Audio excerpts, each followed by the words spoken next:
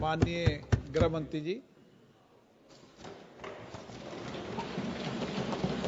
मान्यवर, संविधान के अनुच्छेद 356(1) के अंतर्गत राष्ट्रपति महोदय द्वारा 13 फरवरी 2025 को जारी की गई उद्घोषणा का अनुमोदन करने का मैं प्रस्ताव लेकर सदन के सामने आया हूं। मान्यवर, हम सब जानते हैं कि हाईकोर्ट के एक फैसले के कारण मणिपुर में दो समुदायों के बीच में आरक्षण संबंधी विवाद के कारण एक जातीय हिंसा का उद्भव हुआ। मान्यवर, ये राइट्स नहीं है ना टेररिज्म है। ये हाईकोर्ट के एक फैसले के इंटरप्रिटेशन के कारण दो समुदायों के बीच में जातीय हिंसा हुई।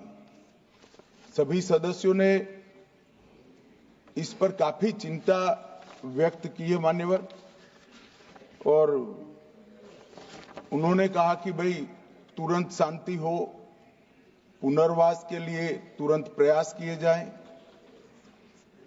केसों की न्यायिक जांच हो और जो पीड़ित है उनकी पीड़ा कम करना और उनका जो नुकसान हुआ है इसकी भरपाई होनी चाहिए।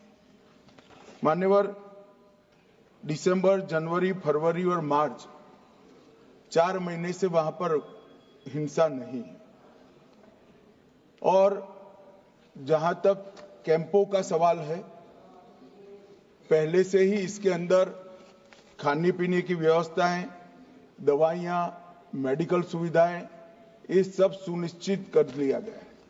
टेक्निकल एजुकेशन, मेडिकल एजुकेशन की वहां पर ऑनलाइन व्यवस्था हो चुकी है।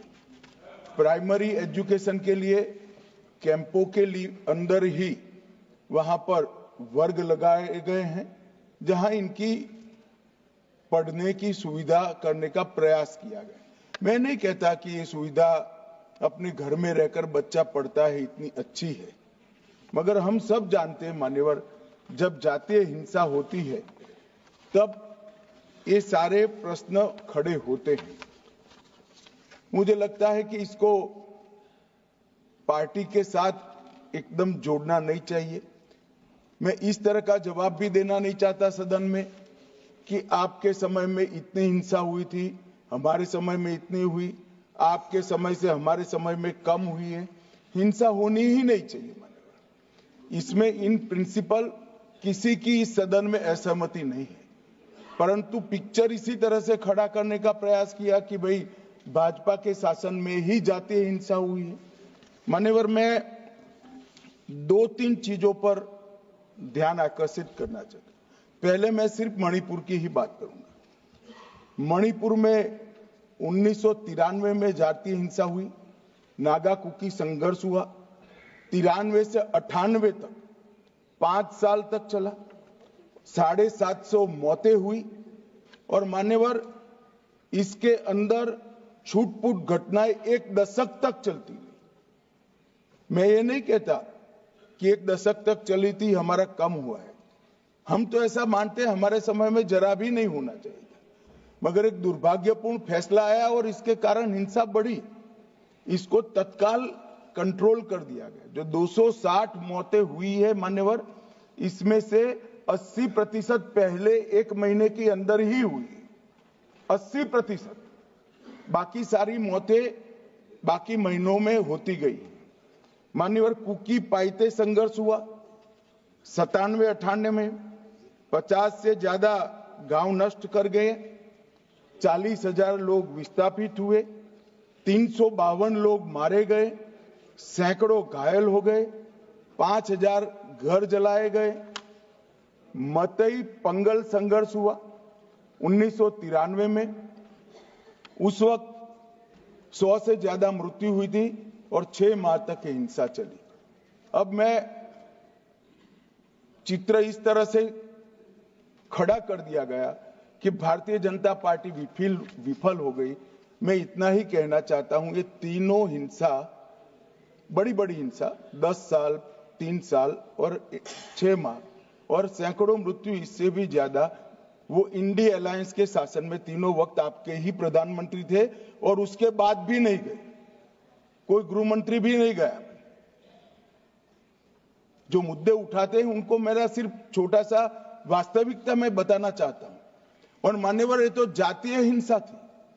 हमारी सरकार आई 2017 में, उसके पहले 5 साल में एवरेज 1 साल के अंदर 212 दिन मणिपुर बंद रहा है मान्यवर।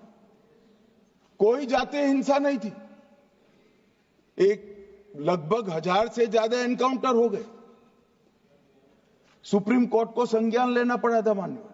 हमारे 6 साल में एक भी दिन बंद नहीं रहा, ब्लॉकेड नहीं हुआ, हिंसा नहीं हुई।